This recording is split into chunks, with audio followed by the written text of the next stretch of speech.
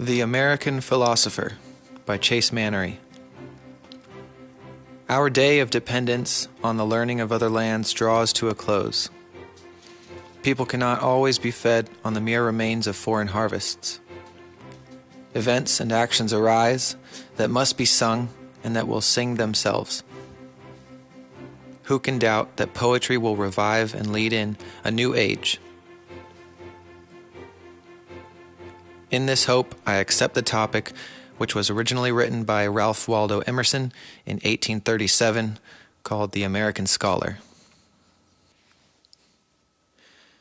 It is one of those stories from an unknown time that conveys an important wisdom, that God divided man into humankind so that he might be more efficient, just as the hand was divided into fingers to better do its job.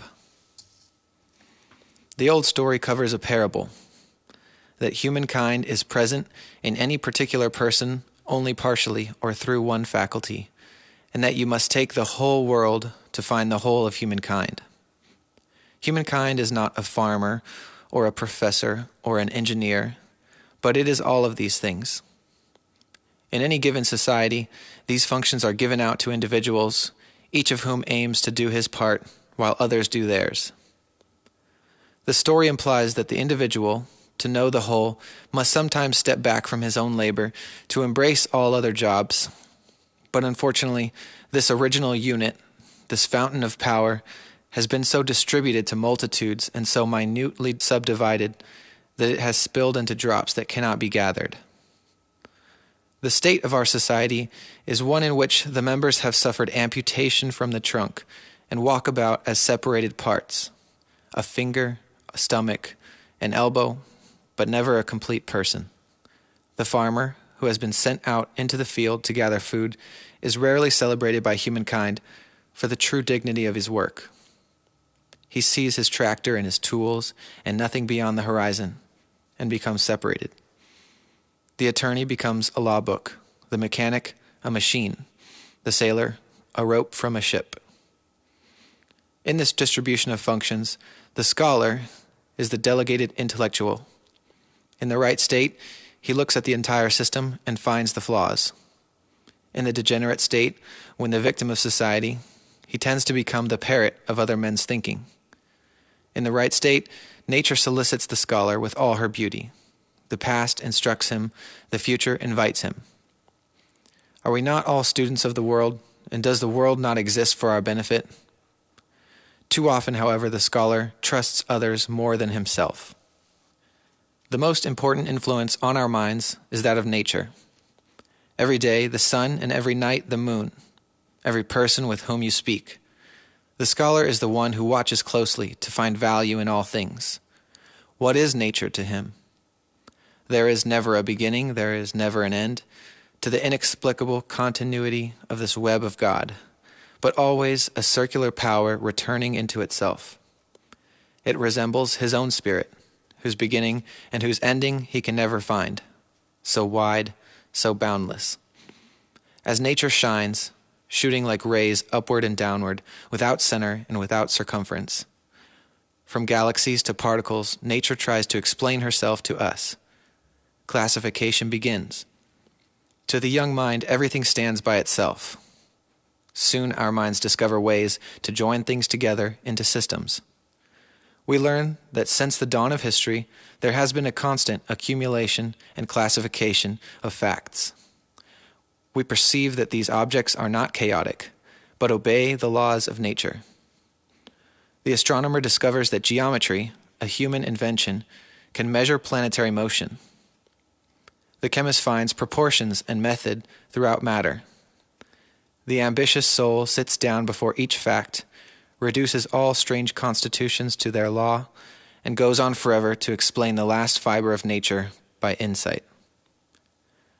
Then we find that we are also part of this reality, and that our bodies are made up of the same atoms we find in nature. Then we must ask ourselves, what sets us apart? Are we the only living things to possess a soul? When our spiritual side not only understands the laws of nature, but also understands that our current philosophy may not encompass the bigger picture, we can look forward to an ever-expanding knowledge. we shall see that reality is a product of its spirit. Its beauty is the beauty of its own mind. Its laws are the laws of its own mind. Our understanding of nature then becomes our own reality. Whatever we don't understand about nature represents something we cannot use to create a better future. And the ancient precept, know thyself, and the modern precept, study nature, at last become one maxim. The next great influence on our minds is written history. Books written thousands of years ago may still have importance today, but books should be recognized as stories written from one perspective and can never tell the whole story. Written history is one of humankind's most valuable possessions. Writers from any age see the world around them, give it the new arrangement of their own minds, and write it down. Inspiration comes through life and goes through stories. It comes as short-lived actions and goes as immortal thoughts. It can now endure the test of time and inspire others. The amount of truth in any given story depends on how much of the event was experienced by the writer. Anything the writer must imagine is therefore received as conjecture. No writer can create a book that doesn't contain a bias, and no writer can write a book of pure thought. Yet many people believe it is possible. The sacredness that lies in the act of creation and the act of thought is sometimes transferred to the record of thought. If there is a teacher who seems to be inspired by God, his teachings will also be seen as divine. A writer who is wise will write a book that is seen as perfect. Just like love for a hero corrupts into worship of his statue, the masses, having once received a book, will stand upon it and cry out if it is criticized. Colleges will be built on it. People will accept it, not because it resonates with their experiences, but because it was handed down to them from generations before. Children grow up in schools believing that it is their duty to accept the views that are prescribed by teachers, not knowing that their teachers were once students who were prescribed these same views. Books are very useful, but they can be abused. What is their purpose? They are for nothing but to inspire. The one thing in the world of value is an active soul. This every person is entitled to. This every person contains within themselves, but in many it is obstructed and sometimes unborn. The active soul sees truth and speaks truth. In its essence, it is progressive. The book, the college, the institution of any kind starts with some past speech of truth, but they must continue to seek truth and create truth. It is better to look forward and not backward. Our eyes are set on our faces, not our backs. Some will wander forward, hoping for the best, but a true man creates his own future. There are creative actions and creative words which show no signs of custom or authority, but spring up from our own sense of goodness and fairness. Humankind must not be subdued by its instruments. Books are for the scholar's idle times. When we can experience God directly, the time is too precious to be wasted in books. But when intervals of darkness come, when nothing but the moon and the stars are shining, we turn on our lamps and use books to guide our minds. We read so that we may be able to speak tomorrow. It is remarkable the pleasure we can derive from books. They impress us with the conviction they possess. There is some awe mixed with joy of our surprise when this poet who lived in some past world 200 or 300 years ago says that which lies close to our own souls. Of course, there is a portion of reading quite indispensable to a wise man. History and exact science we must learn by long hours of reading. Colleges are also necessary to teach elements of all subjects, but they can only highly serve us when they aim not to drill but to create, and when they gather information from every source of inspiration. There is a notion that the philosopher should be a recluse, unfit for any handiwork or public labor, and so-called businessmen look down on philosophers as if they are incapable of performing real-life duties. This is, of course, far from the truth. Their actions may seem small, but they are essential. Without philosophy, where would we be? Without philosophy, thought can never ripen into truth. The world, the shadow of the soul, is our reality. Its attractions are the keys which unlock our thoughts and make us acquainted with ourselves. There is so little we know by our own experience. If only for vocabulary, the philosopher needs to take action. Life lies behind us as the quarry that we can mine to get stones for the masonry of today. This is the way we learn grammar. Colleges and books only copy the language that real life created. It is the raw material of life out of which our intellect is molded. It is a strange process, too, by which experience is converted into thought. The actions and events of our childhood and youth become matters that we can calmly observe as memories. The new deed is a part of life. It remains for a time immersed in our unconscious mind. In some contemplative hour, it detaches itself from life like a ripe fruit, to become a thought of the mind. Instantly, it is raised and transfigured. In its grub state, it cannot fly, it cannot shine, but suddenly it unfurls beautiful wings and becomes an angel of wisdom. There is no fact, no event in our private history that won't lose its adhesive, inert form and astonish us by soaring from our bodies into heaven. The final value of action, like that of books, and better than books, is that it is a resource. The waves and vibrations that are found in nature are evident in our breathing patterns, the ebb and flow of the sea, the rotation of the earth, in every atom and every fluid. They are the laws of nature because they are the laws of spirit. The mind now thinks and acts, and each reproduces the other. When the philosopher has exhausted his materials and thoughts are no longer inspired, he always has the resource to live. Thinking is a function to live, but living is our true function. If we lack the medium to spread our truth to the world, we can always fall back on this elemental force of living. This is a complete act. Thinking is only a partial act. Those less fortunate who live alongside us will feel the force of our constitution in our actions. The philosopher is never wasting time if he is living. What is lost in time is gained in strength. A system without philosophy will never create a person who is willing to get rid of old ways of thinking and create new ones. To become a philosopher, you must trust yourself. The philosopher is to guide humankind forward by discerning facts and appearances. For he avoids treading the old road, accepting the fashions, the education, and the religion of society. He takes the burden of building his own belief system. He is the world's eye. He is the world's heart. These being his functions, it becomes him to feel confidence in himself, and to never defer to popular beliefs.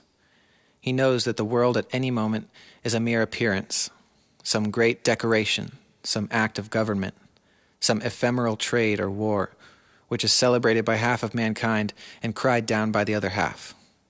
Let him see through the illusion, even if the honorable elite affirm it to be the crack of doom.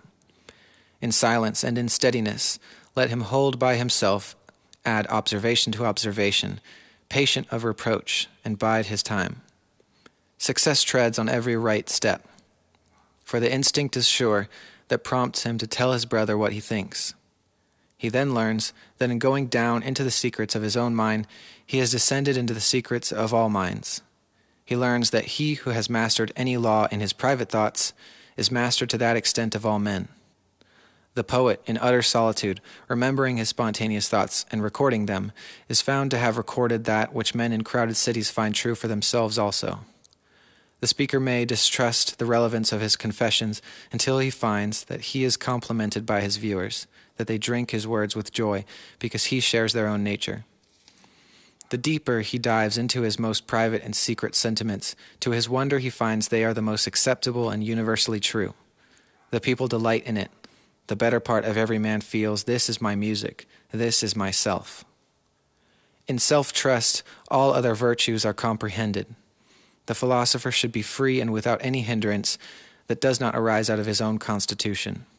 He should be brave, for fear is a thing which a philosopher puts behind him. Fear comes from ignorance.